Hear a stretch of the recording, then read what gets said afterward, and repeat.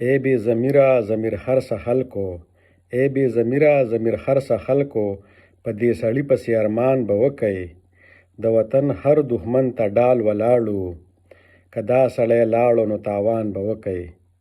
نن سبا دې نظم یا دې مصرې ډیر زیاته مانګ دی په فیسبوک باندې هر چا د هر کس د فوټو سره لګولې ده، خو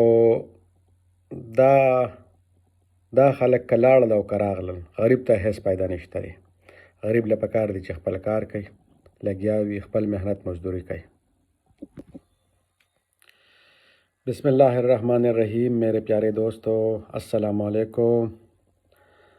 ہم سب کو بہت شدت سے انتظار تھا کہ 8 فروری آ جائے گی، الیکشنز ہو جائیں گے اور پاکستان ایک سٹیبلٹی کی طرف روانہ ہو جائے گا، ایک مستحکم حکومت آ جائے گی. لیکن آج 4 دن گزرنے کے باوجود بھی پاکستان میں حکومت کس کی بنے گی ابھی تک کوئی کنفرمیشن ہی نہیں ہے. اس کی وجہ کیا ہو سکتی ہے، اس کے مختلف وجوہات ہو سکتی ہے، وہ بڑوں کو پتہ ہوگا جو نزدیک ہے گورنمنٹ میں جو رہتے ہیں.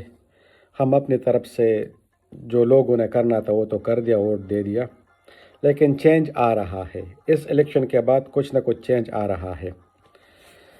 اگر چینج کی بات کر لے تو جو حافظ نعیم صاحب اور سندھ سے اور بلوچستان سے رئیسانی صاحب اور مختلف حلقوں کے مختلف امیدوارانوں کو جب سیٹس آفر کی گئی تو انہوں نے سیٹ لینے سے ہی انکار کر دیا کہ نہیں، ہمیں آپ کی سیٹ بیگ والی نہیں چاہیے، جو پاس ہے یہ انہی کا حق ہے، انہی کو دے دو.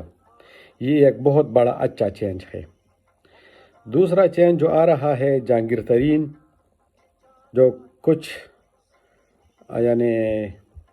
ٹائم پہلے ہم اس کو بہت وہ بولتے تھے کہ ایک بادشاہ ہے پالیٹکس کا، لیکن واقعی وہ بس پنجاب یونیورسٹی اردو کا پروفیسر تھا، وہی رہ گیا.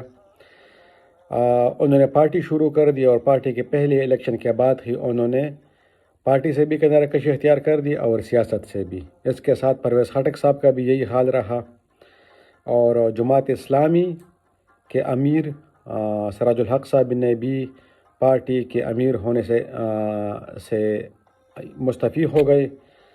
حیدر ہوتی صاحب بھی مستعفی ہو گئے. یہ اچھی چیزیں ہیں. یہ جو ڈیولپ کنٹریز جہاں پہ کوئی بھی ایک غلطی ہوتی ہے چھوٹے لیول پہ تو جو اس کا جو بڑا ہوتا ہے اسی کو وہ ٹارگٹ ہوتا ہے، وہ استعفا دیتا ہے یا اس کو سزا بھی ہو جاتی ہے. لیکن شکر ہے پاکستان میں بھی یہ کام شروع ہو گیا.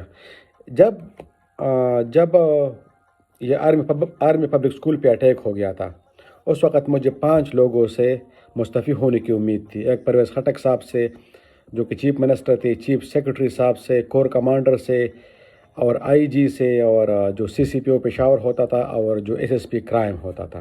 لیکن ان دنوں بھی کسی نے کوئی استعفیٰ نہیں دیا. لیکن اب میرے خیال میں کچھ چینجز آ رہی ہے اور یہ اس لیے بھی آ رہی ہے کہ تقریباً 4 حلقوں میں مختلف جو ROs تھے، مختلف ڈیزگنیشنز پہ جو ایڈیشنل سیکرٹریز تھے، انہوں نے بھی چھٹی لے لی کہ ہم یہ ریزلٹس کو چینج نہیں کر سکتے. لیکن وہاں پہ دوسری بات آ جاتی ہے کہ اگر 100 میں سے صرف 4 ROs نے یہ کہہ دیا کہ ہم نے رزلٹ چینج نہیں کرنے، مطلب ہے کہ باقی نے کچھ کر دیے. اور اگر ہم کچھ بیانات دیکھ لیں مختلف پولیٹیکل پارٹیز کے تو کہتے ہیں کہ ROs نے کروڑوں روپے کمائے ہیں اس ایک رات میں. لیکن وہ ایک الگ کہانی ہے. کہانی صرف یہ اچھی ہے کہ جہانگیر ترین صاحب نے، پرویز خٹک صاحب نے سیاست چھوڑ دیا، جماعت اسلامی اور حیدر ہوتی صاحب نے اپنے عہدوں سے استعفیٰ دے دیا. اس کے علاوہ ہم یہ سمجھ رہے تھے کہ مردان اور چارسدہ میں کلین سویپ ہوا ہے. چارسدہ میں کلین سویپ نہیں ہوا، یہ آج پتہ چلا. اور شاید یہ PTI والوں کو بھی پتہ نہیں تھا میری طرح کہ کلین سویپ نہیں ہوا ہے. چارسدہ میں PK 64 کا جو سیٹ تھا وہ جو PTI کا نامزد امیدوار تھا وہ ہار چکا تھا اور ایک دوسرا بندہ وہ جیت چکا تھا، افتخار خان. لیکن جب اس کو بھی لگا کہ PTI کے نامزد امیدواروں کی تعداد زیادہ ہے، دوسری حکومت نہیں بننی، تو انہوں نے ہوشیاری کے ساتھ اپنے آپ کو ڈائریکٹلی مرچ کر دیا PTI میں. چونکہ اگر ان کو سیٹ الاٹ نہیں ہوا تھا تو ان کے خلاف ایتھیکل ایشو یعنی پارٹی کی وائلیشن انہوں نے کر دی، لیکن ان کو بھی انہوں نے ہول ہارٹیڈلی ایکسیپٹ کر دیا، اور آج پی ٹی آئی کی قیادت کی طرف سے شیر افضل مروت صاحب نے آج چارسدہ کا دورہ کر دیا، پریس کانفرنس کر دیا کہ جو ابتہار PK-64 کا جیت شدہ سیٹ ہے وہ پی ٹی آئی میں ضم ہو رہا ہے۔ مطلب یہ ہے کہ ویلیوز کہیں پر بھی نہیں ہے۔ دوسری جگہ پارٹی وائلیشن جس طرح PK-62 میں ارشاد نے کیا تھا، ان کو لیٹر ایشو ہو گیا کہ آپ کی رکنیت بھی ختم ہو گئی، جانزیب کو بھی ہو گیا تھا، لیکن یہاں پہ چونکہ یہ جیتا تو جو جیتا وہ سکندر۔ اچھا، تو ایک بات تو یہ کنفرم ہو گئی کہ چارسدہ میں پی ٹی آئی نے کلین سویپ نہیں کیا ہوا ہے، ایک سیٹ وہ PK-64 وہ ہار چکے تھے۔ اچھا، شیر افضل صاحب نے ایک اور اچھی بات کر دی کہ صحت کارڈ واپس شروع ہو جائے گا، جتنی بھی پروجیکٹس تھے عمران خان صاحب کے دور میں وہ دوبارہ شروع ہو جائیں گے، شیلٹر، پناہ گاہیں، اسٹوڈنٹ کارڈ ہو جائیں گے، کسان کارڈ ہو جائیں گے۔ یہاں میرا ایک مشورہ ہے کہ ایسے پروجیکٹس کو بجٹ میں ہیڈ دے دو، اگر بجٹ میں ہیڈ نہیں دیے تو اگلا گورنمنٹ آئے گا اور اس کو ختم کر لیں گے۔ اس کی اگزامپل اس طرح لے لیں کہ بینظیر انکم سپورٹ پروگرام ایک چھوٹے اسکیل سے شروع کرا دیا زرداری صاحب نے، لیکن اس کو ڈائریکٹلی ہر صوبے میں بجٹ ہیڈ میں رکھا، چاہے اس کے لیے 0 روپے آپ مختص کر لو، 0 روپیز، لیکن بجٹ ہیڈ میں آنا چاہیے۔ اگر یہ بجٹ ہیڈ میں نہیں ہوگا تو اس کا کوئی فائدہ نہیں ہے۔ ہاں، 1 سال 2 سال تک ہوگا، اس کے بعد وہ ختم ہو جائے گا۔ شیر افضل صاحب نے ایک اور بات کر دی کہ KP میں پولیس نے ان پہ بہت ظلم کیے، پی ٹی آئی کے مختلف کارکنوں پہ، اور انہوں نے باقاعدہ 3 RPOs کو چیلنج کر دیا کہ آپ لوگوں نے یہ کیس ختم نہیں کرنے، ہم نے آپ سے انتقام لینا ہے۔ یہاں 2 باتیں ہیں، ایک تو انتقام والی سیاست ہونی نہیں چاہیے، بالکل نہیں ہونی چاہیے، ختم ہونی چاہیے یہ بات۔ اور دوسری بات یہ ہے کہ اگر وہ RPOs ہے تو RPOs کو پتہ ہوتا ہے کہ ایک چیف منسٹر کو کس طرح ہینڈل کرنا ہوتا ہے، ایک عام ورکر، ایک عام MNA کی اس کے لیے کیا بات ہو سکتی ہے۔ یہ تھی یہ والی بات ہے۔ اب بات ہے حکومت بننے کی۔ ابھی تک نہ پنجاب میں، بلوچستان، سندھ، پختونخوا اور نہ پاکستان میں کوئی حکومت بنا ہے۔